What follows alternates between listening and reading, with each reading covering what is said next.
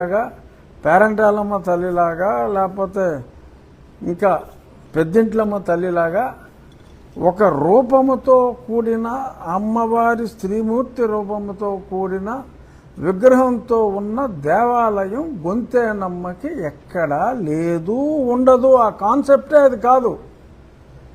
క్రిస్టియన్లు తెలియక అది చెప్పటం, అది చెప్తే నీలాంటి మేధావులు నన్ను అడిగేయటం. అంచేత చాలా స్పష్టంగా చెప్తున్నా, ఒక రూపముతో గొంతేనమ్మకు గుడి లేదు. నంది విగ్రహంతో ఊరేగింపులు జరుగుతాయి అట్ల తద్ది రోజు, దానిని నిమజ్జనం చేస్తారు. సో అంచేత ఇప్పుడు లేని ఒక సంవత్సరంలో ఒకరోజు దళితులు పూజ చేసుకునే గొంతేనమ్మ గుడి పలానా దగ్గర పలానా రకంగా ఉంది గొంతేనమ్మ గుడి అని ఎవరన్నా మోడల్ చూపెడితే అప్పుడు ఏం చేయాలో ఆలోచించవచ్చు. లేని గొంతేనమ్మ గుడిని నేను ఎక్కడ క్రియేట్ చేస్తాను?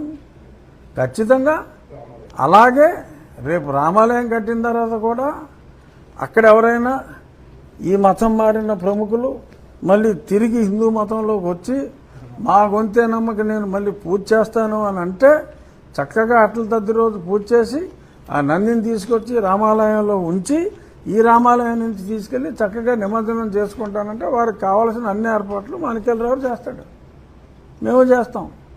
ఉత్సవంలో దళితులే పాల్గొవాలని లేదు, మేము పాల్గొంటాం ఖచ్చితంగా.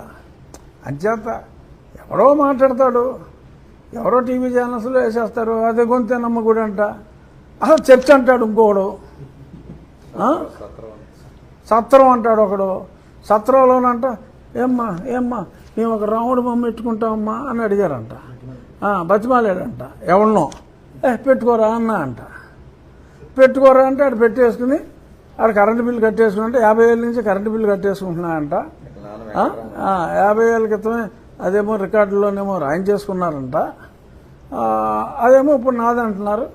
నాకంతా నా బాల్యం అంతా నాకు గుర్తొచ్చేసింది అని ఎవడెవడో ఏదో వాగేయటం, ఆడు వాగేసిందని ఇంకెవడో ఛానల్లో వేసేయటం, వేసేస్తే ఇంకొక క్రిస్టియన్ ఛానల్స్లో దాని గురించి రఘురామకృష్ణరాజు అన్యాయంగా మాట్లాడుచుంటాడు.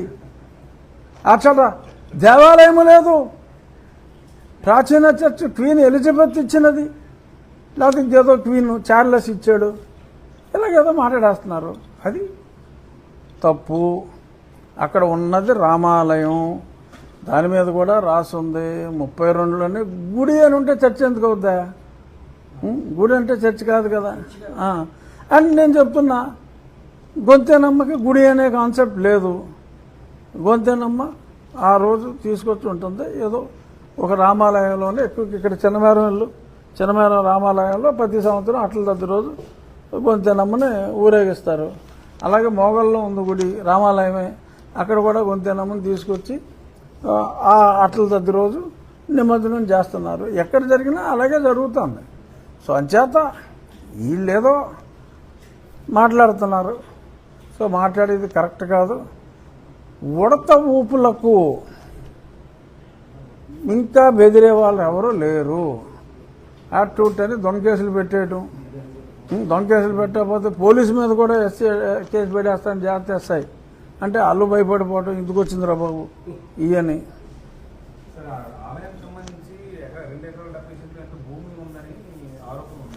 అది ఆలయానికి సంబంధించి లేదయ్యా.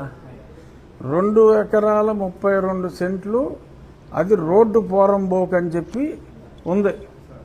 అది ప్రభుత్వ భూమి, ప్రభుత్వం తరపున మేము దాన్ని స్వాధీనం చేసుకున్నాం. ఇప్పుడు కాదు, అసలు ఈ రామాలయం ఉందని నాకు తెలియక ముందే సంవత్సరం క్రితం నేను ఎమ్మెల్యే అయిన కొత్తలో దానికి ఎవరో హైవరం రోడ్లో ఇల్లు తీసేటప్పుడు అక్కడ స్థలం ఉందంటే ఎవడో వచ్చాడు, ఏదో సమ్ మిషనరీస్ వాడు, నాకు ఎలిజబెత్ ఇచ్చిందండి, చార్లెస్ అమ్మమ్మ వీళ్ళ తాతయ్యకి ఇచ్చాడంట.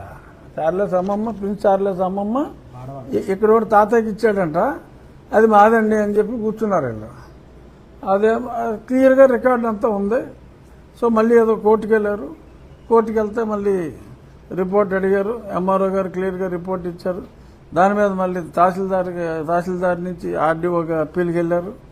ఆర్డీఓ గారు కన్ఫర్మ్ చేశారు ఇది గవర్నమెంట్ ల్యాండ్ అని. తర్వాత జేసీ గారి దగ్గరికి వెళ్ళారు, అది కూడా కన్ఫర్మ్ అయింది. సో రిపోర్ట్ అంతా కూడా కోర్టుకి ఇవ్వడం జరిగింది. ఖచ్చితంగా కోర్టు వాళ్ళు ఒక డాక్యుమెంటు ఏయో సరిహద్దులు వేశారు, సర్వే నెంబర్ వేయలేదు, ఒక ఊహించుకున్న దాంట్లో ఏదో కాగితం ఇచ్చారు, అది బోగస్ కాగితం. అది స్పష్టంగా ప్రూవ్ అయింది. అది ఈ ఆలయంది కాదు, క్వీన్ ఎలిజబెత్ ఇచ్చింది కాదు, విక్టోరియా రాణి ఇచ్చింది కాదు, గవర్నమెంట్ రోడ్డు పోరంబోకు అంటే అది ప్రభుత్వ భూమి. ఆ భూమికి మేము ఫెన్సింగ్ వేసాం, పరిరక్షించాం. ఎవడో చచ్చోడు మాదని వెళ్ళాడు.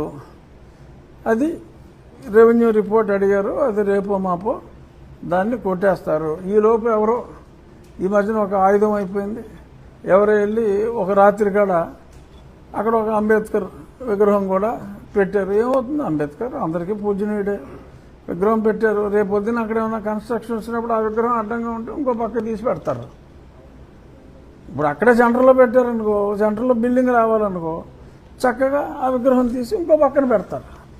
అందరికీ పూజ చేసుకోవడానికి వీలుగా, అందరికీ దండలు వేయడానికి వీలుగా ఇంకో పక్కన పెడతారు. అంతే. ఏంటంటే ఆక్రమించుకోవాలంటే ఓ జీసస్ బొమ్మ లేకపోతే ఇంకో బొమ్మ పెట్టేస్తే అడ్లిపోతారు జనం, ఎవరో దాని జోలికి రారు అనే ఒక భ్రమలో ఉన్నారు. మీకన్నా మీరు పూజించే